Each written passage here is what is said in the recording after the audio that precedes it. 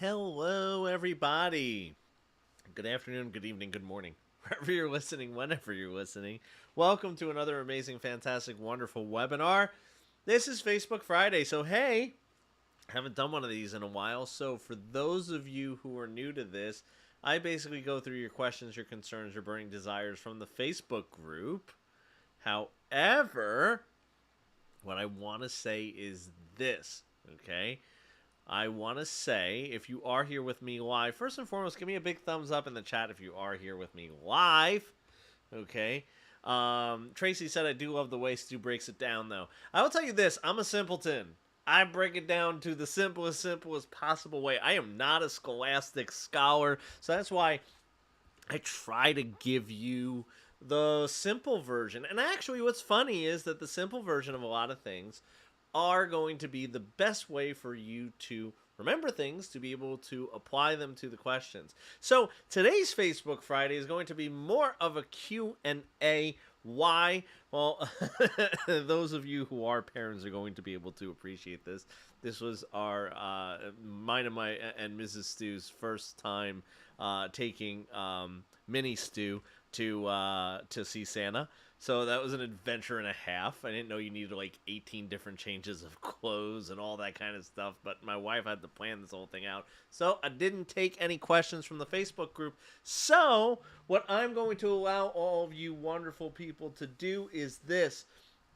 If you have a question that you want to go over in particular, please go ahead and type it into the chat. I'd be more than happy to try to take a look at it, try to answer it. Try to not make it anything math related, because math related, we keep the math stuff on a separate webinar. So if you do have a question about anything else, if not, I'm going to just start going through some of the things that I think are super important, some things that students have been asking me throughout the week. Okay? So what I will say is this. Tanisha just said that never able to make it to a live webinar, but they help so much. Well, congrats. That is fantastic. So what I'll tell you is this. If you haven't already found a broker, I put together, and I put a lot of love and sweat into this, and I have more stuff coming out.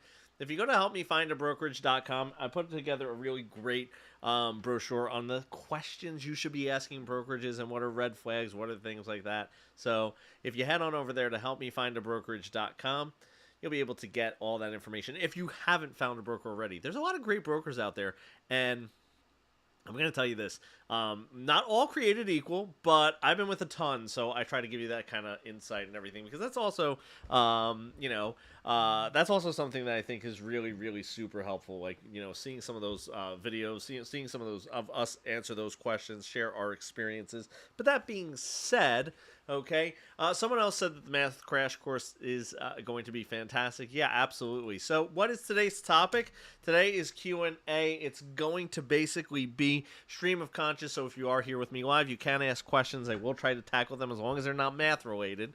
Okay, I will try to tackle them, and state specific related. So let's stick to national. Okay, as we always do on these webinars. So first thing that I want to say is, and give me a big smile in the chat if this is something that you have struggles with. Joint tenants versus tenants in common. Okay, and that's a common question that I get almost every single week. Okay, it's a situation where I always get those questions. And someone said to me, thank you for making one in the afternoon. Yeah, I try to throw that in there every once in a while. Being a parent, I know what it's like, and I know that I have crazy things. Like I said, that it's because I had, Santa with Mini Stew today. So that being said, give me a big thumbs up if you're also trying to figure out, or maybe you just don't have a really good idea as to what happens with joint tenants versus tenants in common. And someone said it's the situational based questions in regards to those. Yeah, so we'll talk about that for a little bit, because I think that those do get kind of sticky. So why don't you tell me this? For those of you who are live in the chat, please, and remember, hit that like button, okay? So what is the difference between tenants in common and joint tenants? Why don't you all tell me in the chat? And I hope everyone's having a wonderful, fantastic day, too. Yeah, so for those of you who are looking for the math crash course, I have one on the Prep Agent YouTube channel that's free. You can watch it as much as you want, okay? That's a great video, okay? So, Joint tenancy. Some of you said joint tenancy has right of survivorship. So I'll just get out my handy dandy pen, okay? Handy dandy pen right here, okay? Is we have right of survivorship. I'll just put ROS, okay? And what is right of survivorship? So what is the right of survivorship? What does that mean? Okay? What does the right of survivorship mean? So the right of survivorship means that both, so follow me on this, and I want to explain this the way that it is technically. When you enter into joint tenancy, right? So I'm going to actually draw something. You ready? I'm going to do a little doodle on my screen. I hope you don't mind. I'm going to zoom in a little bit too because my marker was that line was a little thinner than I would like it to be. So I wanted to get a little bigger. I'm bougie like this. I want to get a nice big marker that we could see. You ready? So here's what I'm going to do. We're going to call this ownership. We're going to call this ownership. A and B are joint tenants. Okay? So, and I'm just going to put a little JT there. So this is joint tenancy we're speaking of. So what happens with joint tenancy is we say that both of these have the right of survivorship. Okay? So now we have to examine what the right of survivorship means. Okay? Right of survivorship means that if one of the joint tenants passes away, the surviving owner has the right to their ownership. Or the surviving owners. See, what happens is this. I think that a lot of people get this confusing. Give me a big smile in the chat if this is you. You get confused with... You think that the right of survivorship is the right to will it. Then some people say that. They say right of survivorship is the right to will it, right? Because my heirs have this. No, it is the surviving member has the right to your interest. They have the right to get your stuff. To get your stuff. All right? So basically they have, the surviving owners have the right to your ownership. Okay? So now, that being said, let's create a scenario here. You ready? And I'm going to create a whole new ownership in joint tenancy. We're going to have A, B, and C. Okay? So we have A, B, and C are joint tenants. Okay? A, B, and C are joint tenants. Now, what happens if, let's say during this time, B says, you know what, I want to sell my interest in this to D. Well, what happens? Tell me a little bit about what happens. What happens here? So A, B, and C are joint tenants. B decides to sell to D.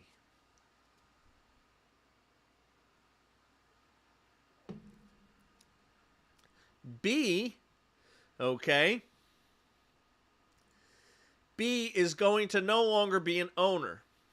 However, A's relationship with D, and I'm going to do a little racy. A's relationship with D and C's relationship with D are going to be that of tenants in common. And I'll just put TIC here. Okay? Tenants in common. But, do you notice something? How the relationship between A and C has been untouched? So here's the thing. Okay? A and C remain joint tenants. They still have the right of survivorship. Meaning that if A died, then C would get A's. If A died, C died, A would get C's, and then if C died, A would get C's, right? It's just vice versa on that one. So if either one of them died, the other one would have the right of survivorship. They would have the right to take that. But their relationship with D, okay, is going to be a situation where they're tenants in common. So someone asked, What if what if a joint tenant dies testate? So why don't you tell me in the chat what would happen if a joint tenant were to die testate, which means with a will? If they died with a will, what is going to take precedence? Is it the will or right of survivorship? Which one is more important? So, the one that would take precedence is right of survivorship. Right of survivorship takes precedence over any will, overrides it, supersedes it. Right of survivorship is the end all and be all, okay? You can have a will, you can have a trust, you can have everything.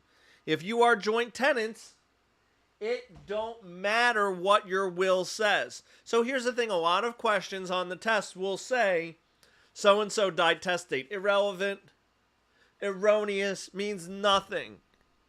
Means nothing. It means bubkiss. What if D dies? Well, what you're really asking is this. So this is a good question. Okay, so we've spoken about A and C. Now you're saying to me, what happens if D dies? So identify it like this in your head. D is a tenant in common. So what happens when a tenant in common dies? Why don't you all tell me in the chat? Why don't you all tell me in the chat? And here's the thing, I haven't done one of these webinars in so long. I really do love them. So please make sure that you're hitting that like button for us over at the Prep Agent team. Even if the other teachers don't ask for it, please hit the like button with them. It does help us out so much. I can't express it enough. Okay? So when D dies, it goes to their heirs, right? Right? Because when a tenant in common dies, okay, it goes to their heirs. Okay? It goes to their next of kin. Okay? So, what happens is this. Tenants in commons can will it. Joint tenants do not have the capabilities of willing it. So now let me ask this question. Okay? Everyone always says, with joint tenancy, we have the unity of time, title, interest, and possession, or people just scream out T-tip. So what in the world is T-tip? What is that? A lot of people always scream out T-tip. And I'm like, that's amazing. But what is it? How do we apply it? Right? So talk to me in the chat. Tell me what you think there. Okay? Someone said, wow, I just realized you can mix it. Yeah. And here's the thing. I haven't even come outright and said it. But yeah, you can mix it. You can mix it. Okay? You can mix the way that you take title. The only thing you can't have is, so you can have a situation where you have joint tenants and tenants in common. That happens, okay? But what happens is this: you can't have someone who owns it in severalty and then tenants in common or joint tenants, okay? So, if you do have any questions on this, feel free to type it into the chat and be specific with what you have questions on and where there is any confusion. Because if someone does have any confusion, then what happens is it's a situation where there's probably more than one person who would have a question on this. That's why I want to make sure that you get a chance, if you are here live in the chat, hey, guess what? That's the benefit of being here live. Ask the question, be specific with the question, and I will be able to help you with that. Okay, so what happens is the unity of time, title, interest, and possession. I'm going to go through them quickly, okay? So T-tip is the acronym we use to remember that. To remember the unity of time, title, interest, and possession, okay? So when we're talking about the unity of time, title, interest, and possession, or T-tip, which is an acronym we use, that's what everyone remembers. That's why I say everyone always blurts that out to me. I always say joint tenancy. They're always like T-tip. That is the unity of time, title, interest, and possession. So that means that you have to take it at the same time, on the same title, with unified interest, okay? With shared possession, okay? It's a situation where here's what happens. If you have all of those, the unity of time, title, interest, and possession, you can have joint tenancy. It is a requirement to create joint tenancy, okay? It is a requirement to create joint tenancy. So it is not, and let me say this, it is not a feature in regards to joint tenancy. Okay? So is there only one title taken for joint tenancy? Yes, because you have to have the unity of title. So that is 100% it. There's only one title. Okay? You would not have separate title, not have separate deeds, not any of that kind of stuff. So that's the situation in regards to that. So you have to have these if you want to, have joint tenancy. Okay. So let me ask you this: are there any other questions, concerns, burning desires on this? Okay.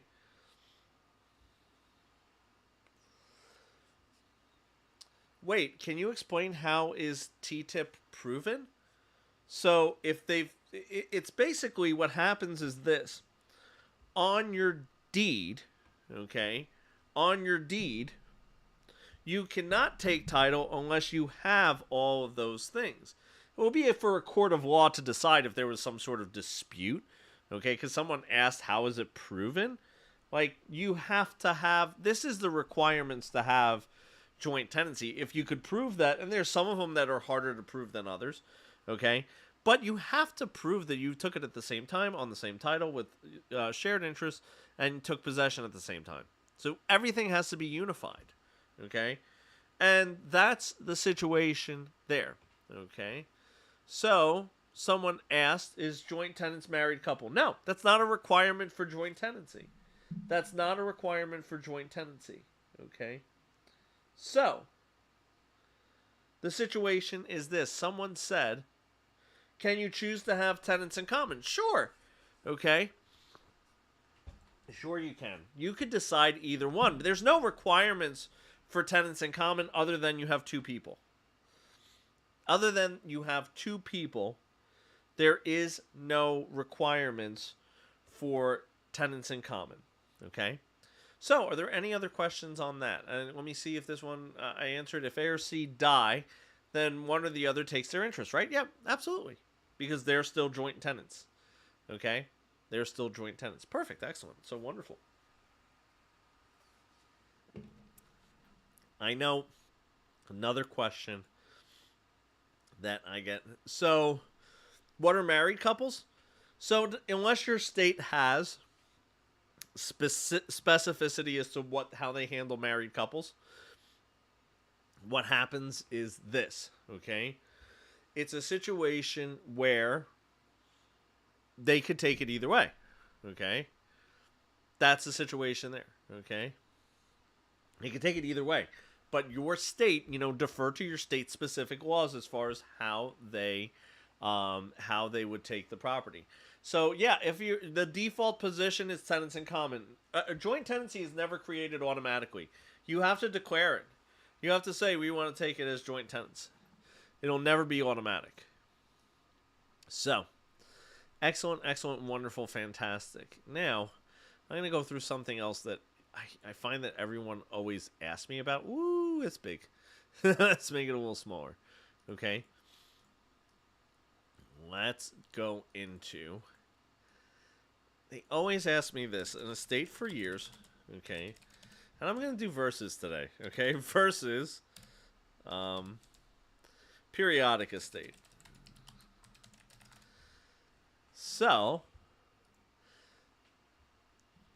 let's take a look. So, someone asked me to go over the different types of government survey, block, lot, all that kind of stuff. If I have time, I'll go to that next. That's fair. Yeah, if I have time, I definitely will go to that next. So that's a good one to actually cover too. So what is the difference between an estate for years and a periodic estate? Let me ask you that. Let me ask you if you're live with me in the chat. What is the difference there? And just going back for a second, someone said tenants in common is like a business and joint tenants is like stores in a mall. No, this is all ownership of property, of real property. So, this is all ownership of real property. So, I mean, it could be the ownership of, commercial property, sure. But ownership of any type of real property is what we're talking about. Joint tenants and tenants in common. So, someone said... Janet said, years has a start and end date. I like it. I like it. And periodic. So here's the thing. Periodic is the one that everyone always kind of has difficulty describing. Periodic automatically renews. It goes from 1 month to another month to another month to another month, or 1 week to another week to another week to another week, or to another year, all that kind of stuff. Okay? So what happens is this. In a estate for years, we know when the person is going to move out. In a periodic estate, we don't know when someone's going to move out. We don't know. Okay? We don't know when someone's going to move out. Because these are both less than freehold estates. So these are both leases. Okay? These are both leases. Okay? So that's the situation with that. Okay? So, let me ask you this. Are there any questions on that? Because if not, I'll go right into the descriptions of land, the legal descriptions of land. And I won't go too much in-depth with any of them. Okay, so this won't be a in-depth dive onto any of these.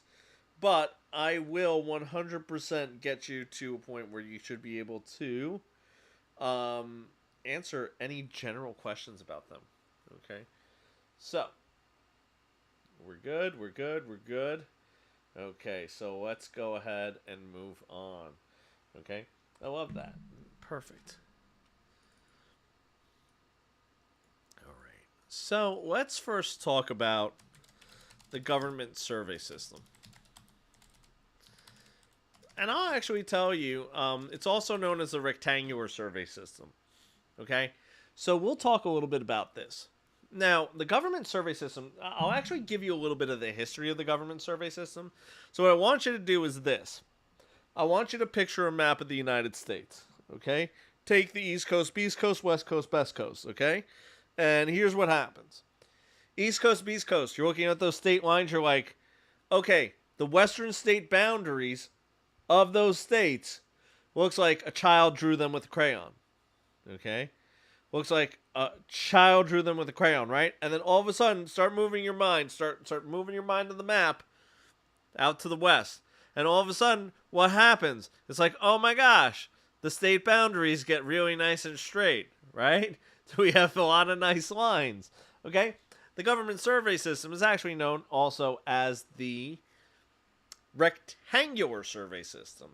So what happens is this. The way that we were describing land on the East Coast, Beast Coast, when we colonized the United States, we were using a lot of different systems, and it was getting all crazy, all kind of craziness. So they were looking at government was looking at the map and basically be like, in general terms, they were like, this is a hot mess, okay? And we need to make this easier to kind of describe land. So they basically plotted everything down on a grid. Like, that's basically how they now describe land, basically in the westward expansion of 1775, moving out west. Okay, that's why you have nice straight lines from the middle of the country out west. Okay, so what happens is this. Basically, there's a grid that lays over top of every single town, every single state, and the line running north and south. So here are the things that you need to know, and I'm going to tell you things that you should know for every state. Okay? The line running north to south is called the prime meridian or the principal meridian. Okay? North to south is your prime. The baseline goes east to west, or it's actually west to east. Okay? And then each larger square, so basically this is going to create squares. Each larger square is called a township. So how big is a township? How big is a township? Don't all jump up at once because you're so excited about the government survey system. Okay? So, what happens is this. A township is 36 sections. How big is a section? How big is a section? A section is 1 square mile. So a township is 36 square miles, right? A township is 36 square miles, right? So that's the situation there. So what I will tell you is this, okay? Every state needs to know that. The only other thing that you need to know, okay, every state is basically in the original 13 colonies, they do not use the government survey system. Again, it was used in anything outside of the original 13. Okay? So if you think you are an original 13 colony, or you're not really sure, it's basically northeast of the country. That's basically it. You know, and a little bit going south. Okay, was original 13. So okay, so why wouldn't someone doing a subdivision use that? So what happens is this: it's not that they get to choose. It's how the government decides to describe your land legally. It's the government's decision on how they describe your land. Okay? I mean, you don't get to choose. Like, if I'm making so let's just say that I was in New York and I'm doing a subdivision in New York. Why don't I get to describe the land using the government survey system? The government in New York doesn't use it. So, I mean, there is no government survey system. It doesn't exist. Okay? So the government survey system is a legal description, okay? It's basically going to be a situation where what happens is the government survey system is a way to describe land, okay? It's a legal way to describe land. So basically, that's all you really need to know about government survey. So the other two are the meets and bounds, okay? So let's talk about that. So what is the meets and bounds? And Tia said, sometimes when I listen, I tend to drift, especially if it's a topic I'm not super interested in. No one's ever interested in this stuff, but you need to know it's past your test. So you got to stay with me. So the situation is this, okay? It's going to have a bunch of you typing in point of beginning, right? Or POB, right? So here's what happens with the meets and bounds system. You ready? What happens is you'll get a property, and I'm going to use a different color. That ain't going to show up too hot. You get a property, okay? And what they do, so let's say this is a lot. They pick a point of beginning, okay? And what they do is they will trace the perimeter moving clockwise, okay, describing the property, ending at the point of beginning. So let me explain why this is still recognized, but not highly used, okay? It's still recognized, but not highly used. Because what they used to do is this. They used to say, okay, in the olden times, they would say, okay, starting at Mr. Smith's old oak tree, turn 5 meters west, okay, and then go to Mr. Oak's, apple tree. These things ain't there anymore. They have to now use man-made markers called rebar, like these metal stamps. So if you are in one of the 13 colonies and you're ever walking your neighborhood, check the sidewalk and take a look at. You might find like a little metal marker. It's going to be like called a survey marker, but it's also called rebar. It actually has like a little number on it. That's basically what they use now to describe the meets and bounds and to survey properties, things like that. Because again, the old way that we were doing it was not really effective. It was not effective for long-term use. So meets and bounds is short for the meters and the boundaries of a property. Okay. And what they do is they basically describe it starting at a point of beginning, ending at a point of beginning. Okay. So last one is called the lot and block system. Okay. Also known as the recorded plat of subdivision, okay? Now, let me explain this a little bit. This is widely used, even in places where they have the government survey system, okay? Even in places where they have the government survey system, what this basically is going to be every property, okay? Every property is going to have a block number and a lot number. Kind of like a street address, but this is viewed as a legal way to describe property. It's viewed as a legal way to describe property. So, that being said, they could basically use the lot and block number on deeds, stuff like that. Okay, so that is the situation there. So let me ask you this before we wrap up today: is there any other questions, concerns, burning desires? Okay. So someone asked, the state at will has how many days notice? State specific. Okay. Every state's different as far as at will or periodic as to what they require. So that's state specific. Okay. So any other questions on that? All right. So look, listen, what I want to tell you is this for everybody here. If you do have more questions or you have like a list of questions, I'm going to recommend something to you. Head on over to Prep Agent and take some time out, schedule a private tutoring, or jump in on one of our crash courses. We'd be more than happy to help you out, answer some specific questions with you one-to-one if you have a list, because that's really, honestly, the reason why we have this here. And you can just literally click schedule your session. You don't even have to contact us, ask us anything. It'll tell you the cost, everything right there. So if you do have more questions that we aren't able to get to because it's just impossible. It's just impossible. Also, check out our past webinars. We do have the recordings of past webinars. You do have access to those. So check them out. We'd be more than happy to help you out with that. And what I will tell you is this. Everyone have a great, wonderful, fantastic rest of your weekend. I will see everybody real soon.